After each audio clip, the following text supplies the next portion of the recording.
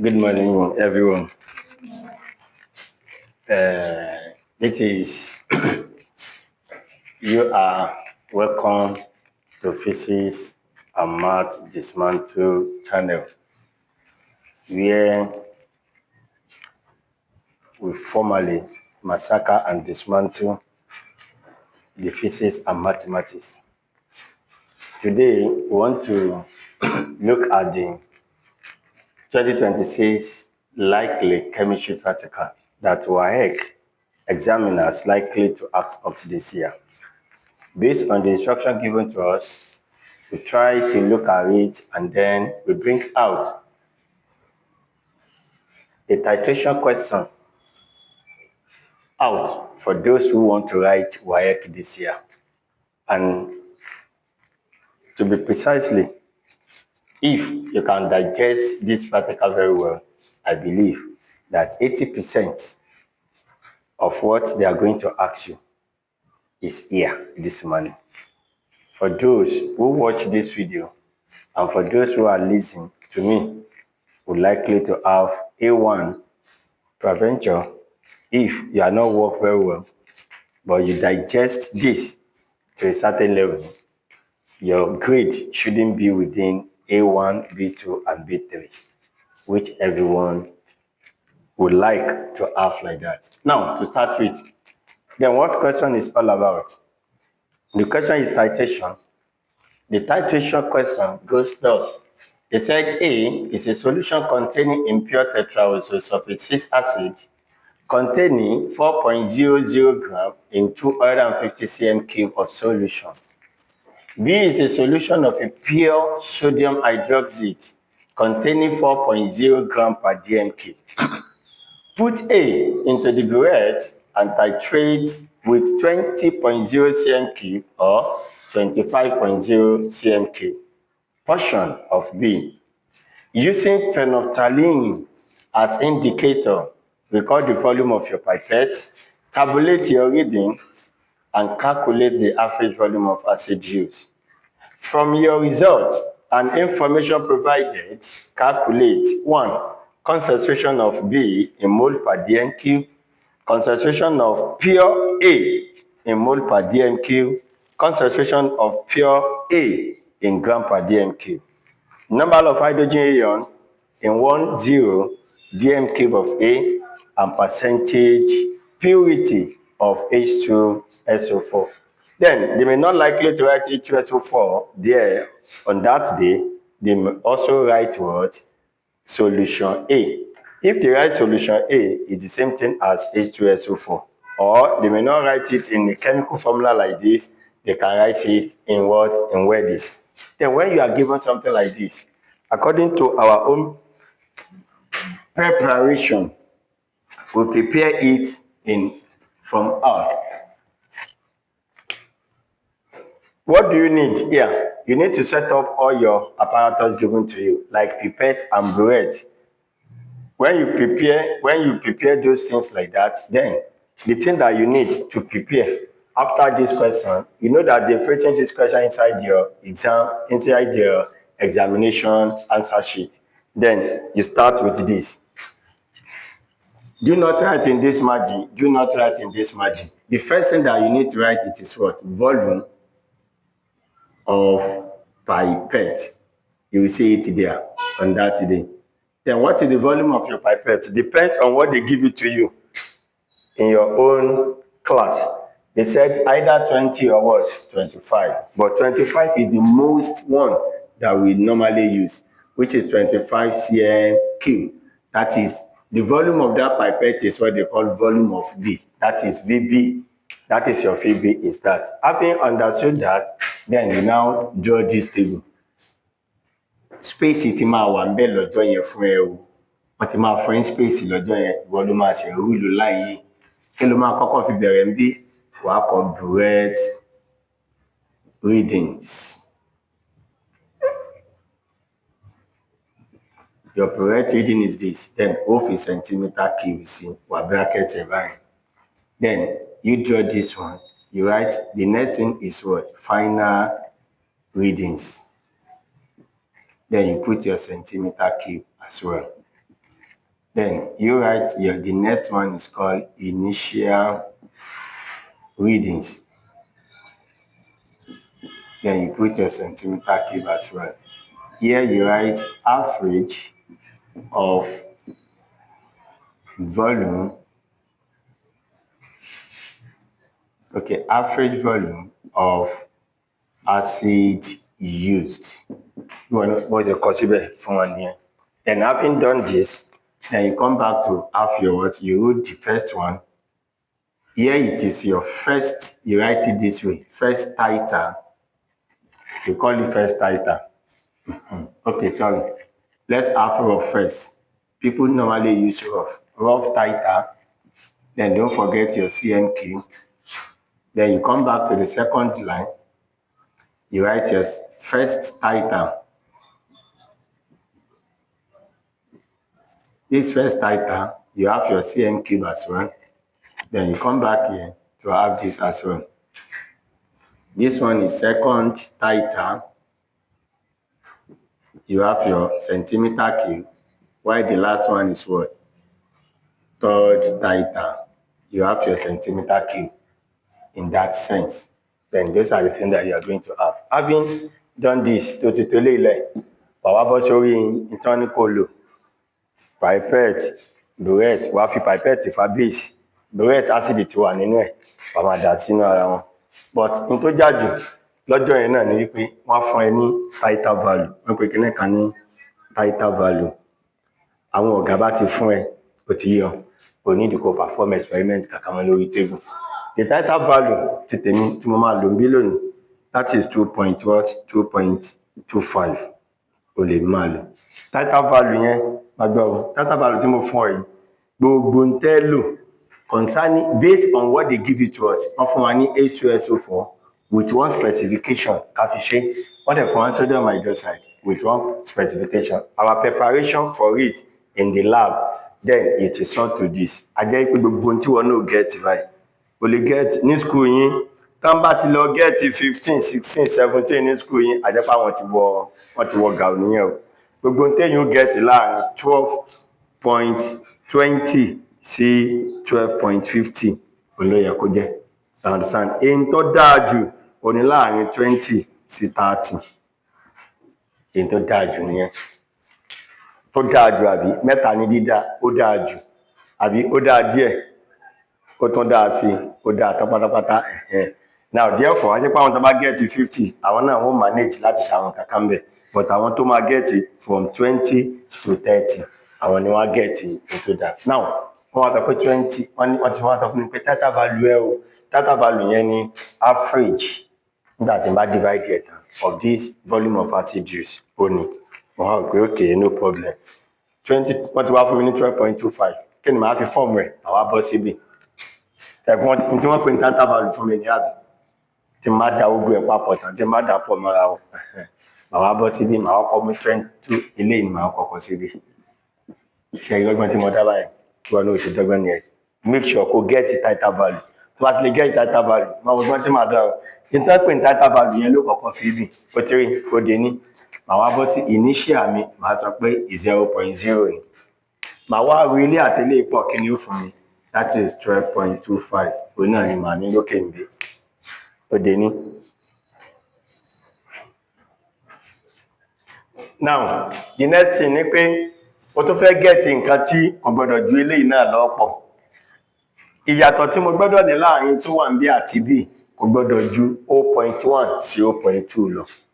Àyẹ́ pé ká ní mo kọ́kọ́ fẹ́ wọlé tí n bá ro 0.1 mi lè yóò fún mi ní 26 àbí. Àyẹ́ pé tí n bá ní 26 níbí, that is 12.26 níbí. Mo wá fẹ́ bẹ̀rẹ̀ láti bí padà pẹ̀lú ìgbà tí mo ṣe lè tán o ní tó fún mi ní. Tí n bá ní mo ní 12.25 níbí náà, màá tán ro méjèèjì papọ̀ ó ló máa wà lókè. This plus this one is what? 11. Remainder 1. This and this is 4 plus 1. That is 5. Point. Tí n bá ro méjèèjì lè pọ̀, that is 24. Burette mi dẹ̀rẹ̀ 50 ni burette máa dé. Ṣe pé ní tí mo get ti wà láàrin burette reading mi.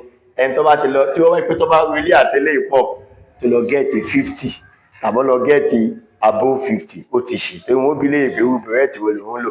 Burette ti rèé ó bẹ̀rẹ̀ láti 0 dé 50 ni 50 ni burette ti parí. A jẹ́ pé gbogbo ohun tí mo ní ó wà láàrin tó wà ń bí nìyẹn. Ọ̀gbọ́n tẹ̀yìn máa ń dá nìyẹn, that is the practical approach, theory approach to the practical level. Tí èèyàn bá tí department ọba ti da irú school, most of school wọn kì í sábà l'apparatus. Èèyàn wọ́n ṣẹ̀ mọ́ wá wọ́n mọ̀ gbómi ilẹ̀ gbé nǹkan kan lẹ̀ nígbà àwọn ọgbọ́n tán máa ń dá náà táwọn lè máa ṣe, but kí wọ́n náà dìbò àwọn safer side tó máa ti lè sọ title value fún yẹn inú ẹ̀ ti dùn láti jẹ́ kọ́gbọ́ fún yíyà yìí o láàrin 12.20 sí 12.30 òun ló máa rí nínú title value ẹ̀. Ó depends lórí school. Ètí school yín bá mú tó máa sọ pé title value yín ní òun ni kò gbà, àmọ́ tó bá ti less than 12 ó ti mọ̀ ẹ́ pé ọ̀gá yín ṣàkíyèsí pé ọ̀gá ẹjọ́ ẹjẹ́ àjọ wo níbi kan báyìí 12 wọ́n gẹ́ẹ̀tì níbi kan báyìí wọ́n gẹ́ẹ̀tì ẹjẹ́ àwọn náà wo ó tètè pọ̀ ọ̀gá yín sí àkíyèsí báyẹn. But I'm telling you that what this year title value will be within the range of 12.25 or 12.30 nínú àwọn nǹkan tó lè rí nìyẹn. Tẹ́yìn bá gẹ́ẹ̀tì 20.0 àwọn kan lè gẹ́ẹ̀tì 20.21 àwọn kan lè gẹ́ẹ̀tì 22 àwọn kan lè gẹ́ẹ̀tì 0.23 24 ju àtàrà tí ó fi dé 30 ẹ̀yìn náà gbà báyẹn. Now wọ́n wá rí pé mo ti ṣèyẹn tán màá tán padà pé mo tún ti rọ́ọ̀kan padà àbí mo ti rọ burette yẹn kún, màá tún gẹ́ẹ̀tì màá tún rò pé òkè láàrin eléyìí sí eléyìí kí ló fún mi ó fún mi 26 àbí ẹ jẹ́ n sọ wípé eléyìí tí n bá tún wo increment eléyìí màá tún wo 0.2 mi eléyìí kí ni ó tàn fún mi báyẹn, that is 12.28. Did you understand now? 12.28 yẹn tí n bá rò mí lè máa fún mi 12.28. Then mo tún lè sọ pé mo tún rọ́ọ̀kan padà. Nígbà tí mo rọ́ọ̀kan padà mo lè fi lè kí n sọ wípé kí n kà mọ́ mu kúrò mẹ́ ọ̀ kí n kà jẹ́ ó pọ̀ díẹ̀ sí tiẹ̀ mo lè sọ pé lè jẹ́ 12.50 kó lọ jẹ́ 12.50 níbí. Wọ́n dẹ̀ sọ pé yàtọ̀ tí ó wà láàrin titration kọ̀ọ̀kan ó ti báyìí titration kọ̀ọ̀kan kò gbọ́dọ̀ ju 0.1 sí 0.2 lọ.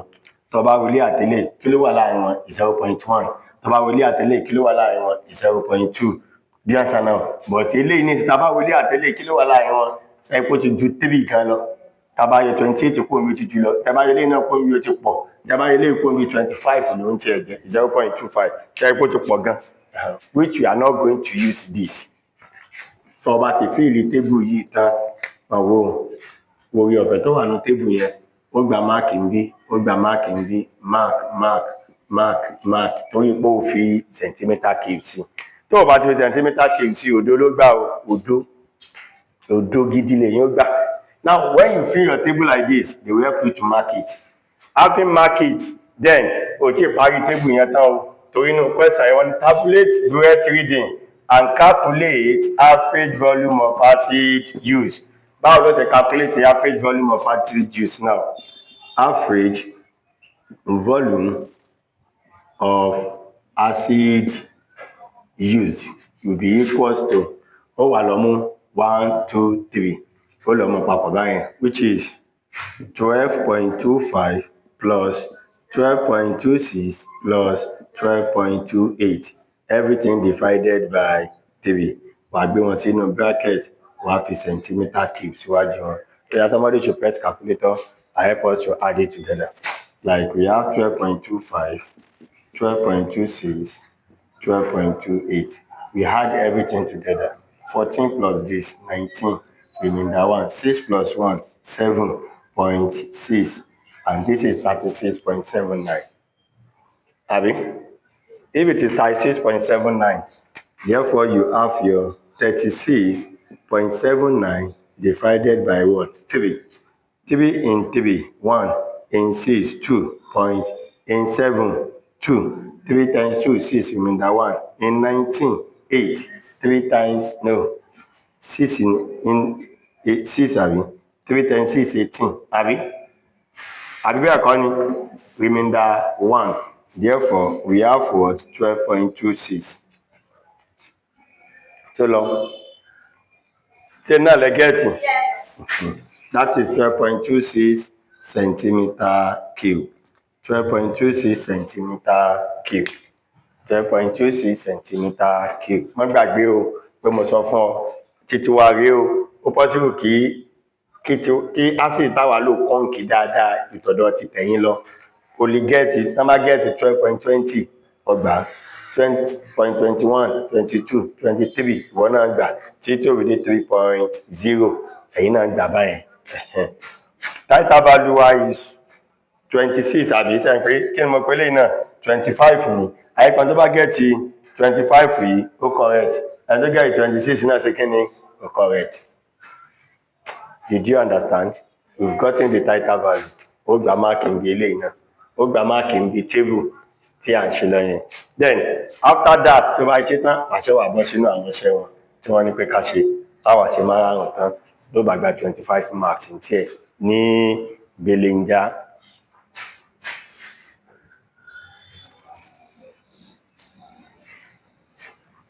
Now the first one. Kí ni first one sọ fún wa? Concentration of B in mole per dm³. Once you hear something called concentration of B in mole per dm³, o gbọ́dọ̀ mọ relationship ìbẹ̀lú tí kọ́kọ́ sọ wípé you must understand the relationship between the concentration concentration of B. Kí ni B? Ṣé mọ̀ pé base ní àbí is equal to mass concentration of B all over molar mass of B. You want to know about the mass concentration of B, àbí ele máa jẹ́ mole per dm³ lele is equal to mass concentration of B all over molar mass of B. Ó kọ́kọ́ wá lọ find the molar mass of B báyẹn. Ó wà ní molar mass of B is equal to kí ni B wá? Sodium hydroxide. Kí ni B wá? Sodium hydroxide. A jẹ́ pé sodium hydroxide wá tí máa fẹ́ find the molar mass ẹ̀ ó máa jẹ́ 23 plus what is oxygen given to us? 16 plus what is hydrogen? 1. When we add everything together, it gives us what? 40 gram per mole. So, but if you unit is any other, 23 plus this one is what? 39 plus 1. That is 40 gram per mole. Ebola mass concentration. B is a solution of pure sodium hydroxide containing what? 4.00 gram per dm³. Wherever you see gram, it means what? Mass. Simply means that what? Concentration of B in mole per dm³ is equal to mass content 4.00 all over 40 to be given us what? That is 0.100 ní ó jẹ́ for year 1 for year 10 àbí ẹ̀kọ́ ni 4 divided by 40 kí ló fún wa 0.100 kí wọ́n ní kó jẹ́ mole per dm³. That is mole per dm³. Tí ó fún ọ ni. Now ká sọ pé nígbà tó tẹ calculator fún ní 0.1 tó bá ti ń calculate jẹ́ kó máa wà ní 3 decimal place. Gbogbo tó mọ̀ ṣe pátá níbi jẹ́ máa jẹ́ 3 decimal place. Ká sọ pé 0.1 ló ní ọkàn fi ìṣàwó méjì kún lẹ́yìn ni. Ká nígbà tó ṣe ó gẹ́ẹ̀tì 0.10 tó fi ìṣàwó kan kún lẹ́yìn òsì understand kó máa wà ní 3 decimal place. A ti parí number 1. 25 marks ń lọ díẹ̀díẹ̀. Pẹ̀tẹ́rì. Number 2, ìwọ́n tó bá gbọ́n bó ṣe ń wo fídíò ní kó gbìyànjú kó há pa. Concentration of pure A in mole per dm³. Ẹgbẹ́ tán sọ A is a solution containing impure ní àbí wọ́n wá ní ká calculate pure. How will you calculate your pure? Ibẹ̀ ló ti lọ sọ fún wọn wípé using titration formula called CaVa all over Cb Pb is equal to Na over Nb. ẹni tó ti bá ti mọ titration formula yìí tẹ́lẹ̀tẹ́lẹ̀ kọ́ wá tó lọ ń bí ìyẹn ti wá kọ́ọ̀lù fún kó o ṣe kí ni o tí wọ́n bá ti fún ẹ méjì ni wọ́n lè má fún ẹ ní chemical equation between H2SO4 and sodium hydroxide wọ́n lè má fún ọ wọ́n sì lè bọ́ fíbẹ̀ padà kan ní kó balance ẹ̀ fúnra wọn tí wọ́n bá fún ẹ àwa náà lè balance ẹ̀ wákàn gbé jáde ni pé H2SO4 ó kọ síbẹ̀ aqueous plus NaOH aqueous kí ni ó fún ọ kò fẹ́ balance àbí mo ní tó bá ti wà níwájú àti tó wà lẹ́yìn ilé ìgbé wọn pọ̀ yóò jẹ́ Na2SO4 adẹ́pẹ́lẹ̀ ó gba 2 báyẹn therefore plus mo ti níjọ́ tí àwọn méjèèjì bá ti lẹ̀ pọ̀ ilé àtẹ́lẹ̀ ti dájú àìbẹ́ẹ̀kọ́ when this and this ó ti rò pọ̀ therefore yóò fún wa ní H2SO4 2 this one will be then we have H2O àbí 2 that is 2H2O àbí bẹ́ẹ̀ kọ́ ni H2SO4 plus 2NaOH therefore this one is given us as you have 2 here 2 ní àbí 2 náà ti wà níbí ó ti di form bí good SO4 ẹyọ kan sodium méjì ó ti di méjì that's all. You have this one to be aqueous, you have this one to be what? Liquid. We're not to balance equation yẹn báyẹn. Once you balance the equation, o ti rí pé 1 mole of this one require 2 mole of this one. A jẹ́ pé Na rẹ, number of the mole of acid is what? Number of the mole of the base is what? O ti lọ báyẹn. Concentration of pure A. When you want to go more, concentration of pure A now. Kí ni ó fún wa? A jẹ́ pé A is acid àbí A white is H2SO4. Ó ní ẹ, ó ń la fẹ́ white, ó ní A. Ó kọ nínú ìwé rẹ̀, wà pọ̀ túmọ̀ rẹ̀. Kí ni CA? Concentration of acid. Kí ni VA? Volume of acid. Kí ni CB? Concentration of base. Kí ni FB? Volume of base. Ó ti yọ báyẹn, bó ṣe kọ́lẹ̀, ó wà kọ́sẹ̀gbẹ̀ kan nínú ìwé rẹ̀ báyẹn. Ká má bàa waste àsìkò. CA táwọn wá ní multiply by kí ni volume of acid wa ìyẹn title value wa kí ló fún wa that is 12.26 all over kí ni CB wa ṣẹ́gbẹ́ concentration of base ó ní B kí la get ń bẹ̀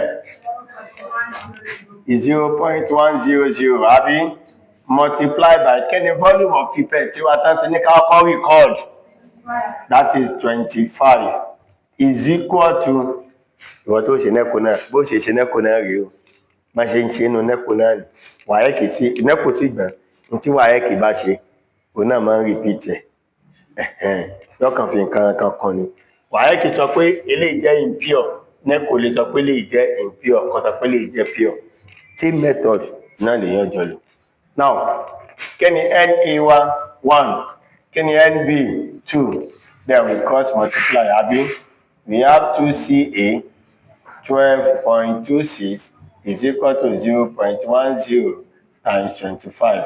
Divide both sides by 2 times 12.26. 2 times 12.26. This will cancel this cancel this. Ca is equal to, oní calculator, ẹ̀rọ ìbáwá tẹ̀, kẹtàn tí ó jẹ́ fún wa. As we are pressing calculator, we are getting 0.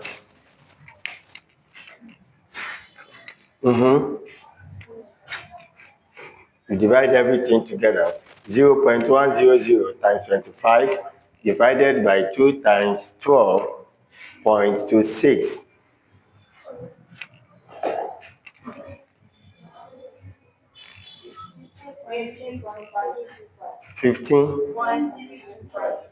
Fifteen point.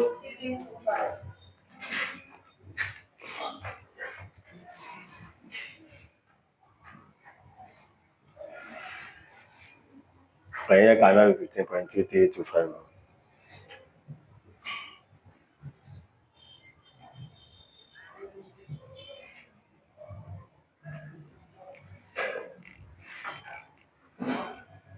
How come?